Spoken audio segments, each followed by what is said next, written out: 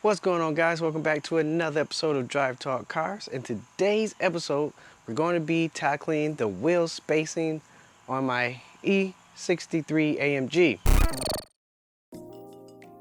Alright, so the E63 is coming along nicely. I like the way it looked. I lowered it, and now I want to experiment with the wheel setup. So I eventually want to get rims, but I haven't picked out what rims I want yet.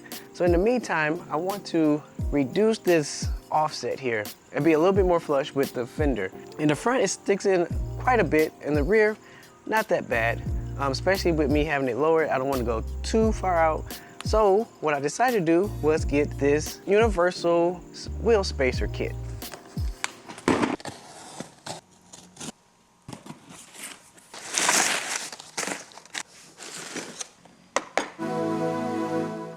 So while I was searching for wheel spacers, I came across this kit by ECS Tuning. And what it does is it allows for you to try out different wheel spacer sizes. It comes with 5 spacers ranging from 15 millimeters all the way down to 1 millimeter. This way you can mix and match, stack them on top of each other, or do whatever you need to find that perfect fitment. So without this kit, I would have to go in, do some measurements on each wheel, or at least the front and the rear, and see what was the proper millimeter spacing that I need to make the wheels flush. However, with this kit, I don't have to do all that guesswork. I can actually put it on the car, stack them if need to, take away if I need to, and find that perfect fitment. So in addition to the plates, it also comes with the extenders for your studs, as well as different lug nuts. So it comes in a variety of sizes for both. That way you can fine tune what type of additional hardware you need. Because when you do the wheel spacers, you can't use your standard factory, or even if they're aftermarket, but you can't use the same lug bolts or studs or nuts, whatever you have on your car. You can't use the same, so you have to switch those out when you use the wheel spacers. So that's nice to have that information as well, in addition to the wheel spacers. So with that being said, let's go ahead and jump into it and see what we get. Let's get into it by taking off the tires and then start applying the spacers and see what works.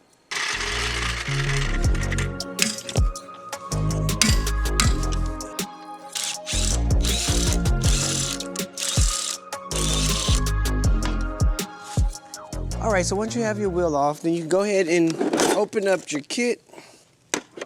So at this point, this is where we're going to see what fits on the car. So this is the rear, as I mentioned before. The offset is not off by that much, and being that it's lowered, I don't want it to be too aggressive to where it'll rub or hit the quarter panel once, it's under load or it hits bumps or anything like that. So we're just pushing it out just a little bit. All right, so what we have here is the spacers, the bolt extenders or the stud extenders. We have 3 M114 by 1 1/4. Then we have 3 of the M14 by 1 1/2. Then we have M12 by 1 1/2. So that's your different bolts. You can look at your original one, and then you can look at the ones that come with the kit, and you can kind of match it together. Another way is just to take this out and then put it in the existing holes, and you want it to be able to go all the way in like that. So as you can see, it goes all the way in. So for me, mine is the 114 by 1 1/2. So if I was to do the 114 by 1 1/4, then when we put it in the hole here, it seemed like it would go in, but it wouldn't. That's because the thread is too narrow or fine, or whatever you want to call it. The spacing on this thread is a lot further apart and bigger. The 1 1/2, which is a little bit more coarser and looks like my existing lug bolt. Alright, so as you can see, we have all these different spacers here. 15 to 1 millimeter. I'm going to start off with, I believe, a 5 millimeter. I think 5 millimeter will be good. As you can see, it's not too thick, so it should work just fine. But you really won't know until you try it on. So that's why you want this kit. So you can mix and match and see what works before investing hundreds of dollars into some wheel spacers that may or may not fit. So there's a chart here that shows you different bolt patterns. If you look at your wheel spacer here and match it up to that, let's see. So like that, then you can identify what the bolt patterns are for each hole. So the first one is 4x100, 5x112, 5x120, 5x130. For my particular application in my car, it's going to be a 5x112. So that's this first hole here. So this one, and this one should match up. So when we put this on here, you're going to notice that it doesn't necessarily fit on the hub. You can see there's a lot of space because this is, like I said, a universal set, so it wouldn't be right to be specifically fit on this one and snug. That way if you had another application, it wouldn't work. So don't be alarmed by that. Remember, this is just test fitting. So we said that this one, and this one is our 112 pattern, and as you can see, it matches up. So from the kit, as I mentioned before, we have identified that the M14 by 1.5 is our bolt size. So we put that in all three. That's why you got 3 bolts in the kit. Then we're going to put it down here. Then we put the other one right here. I'm just doing it by hand. You can use this to tighten it, but I'm just doing it by hand for right now. So this is 5 millimeters worth of spacer that should push our wheel out. So let's put the wheel on and see what we get. So before we put the wheel on, let's find what nut is required for this bolt. Now we already know it's an M14 by 1.5 millimeters. We just need to see the size of the head. So for me, I have a 17 millimeter factory, so let's try that. Once again, you get 3 of them because you have 3 bolts. All right, so that's the one we're going to use. All right, so we have our bolts, put those on.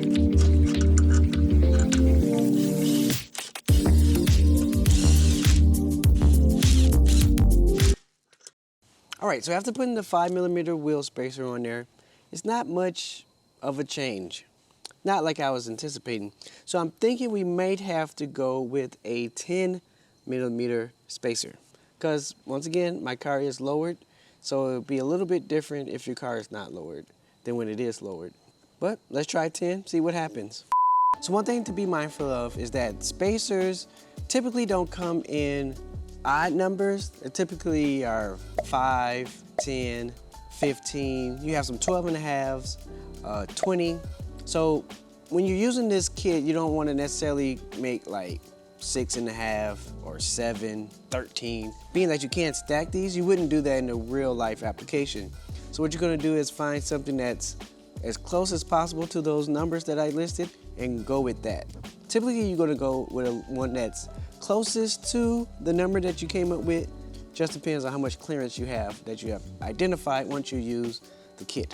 All right, so that was just a little tip I wanted to make sure that I let you guys know before going out and measuring it and then trying to find something or thinking that you can find something exact. All right, so let's get back to changing out this rear spacer to a bigger size.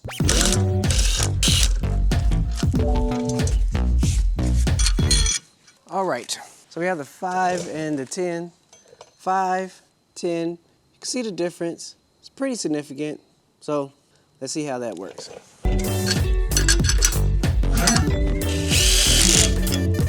All right, let's drop it and see what we get.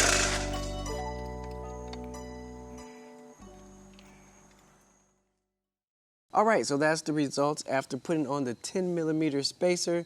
I think that is going to be the best option for us in the rear here.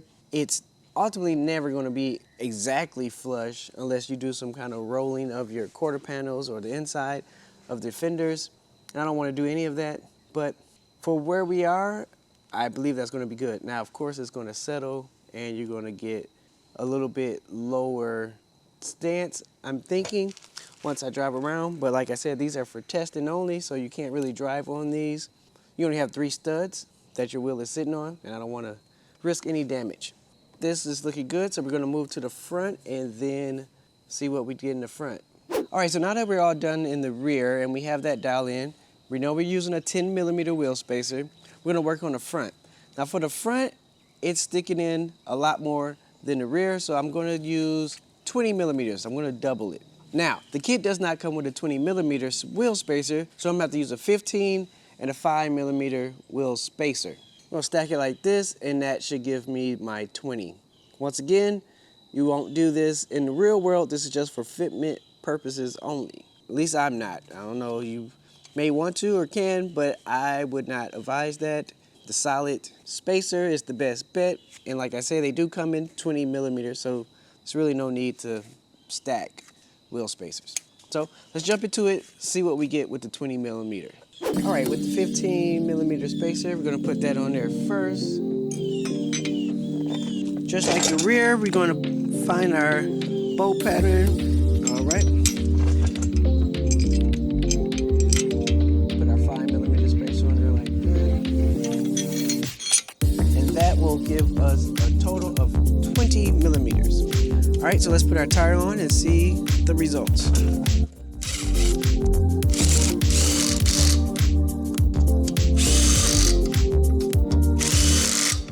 All right, let's lower it and see what we get. All right, so this is the results with 20mm. I personally don't like it. It's sticking out a little bit too much, so I think we're gonna have to go with a 15. 15 should do the job. This is not all the way down. My jack is not pulled out all the way, but even before I pull it all the way out, I can see right now that I'm not gonna like it. So we're gonna jack it back up, take the 5 off, and just leave the 15, and then see what we get. All right, so we're just gonna take the 5 off, then put the wheel back on. All right, yep, that's it right there. I could already tell. All right, so this is with 15mm. I believe it's a lot better. So the car still has to settle some, which means to just, the car is underweight and the shocks will compress a little bit more. But for now, this looks like this is gonna be a winner. If anything, we might could go in a little bit more to like a 12.5. I have seen some wheel spacers for that size. So 15, I think is gonna be the size that we go with. All right, so I went ahead and tried 12.5. As I mentioned, the 12.5 may be a better choice, and I think it is. 15 is good, 12.5 is perfect. So we're gonna do a 12.5 in the front and a 10mm in the back. All right, so there you have it. We have used the wheel spacer to come up with the perfect fitment for the tires. So next thing I'm gonna do is order them, and I'll walk through that with you guys, and then put the pieces on, and then we'll see how that comes out, the final product. All right, so if you want more videos like this, click these videos over here, and remember, do it until you can't. Till next time, I'm out.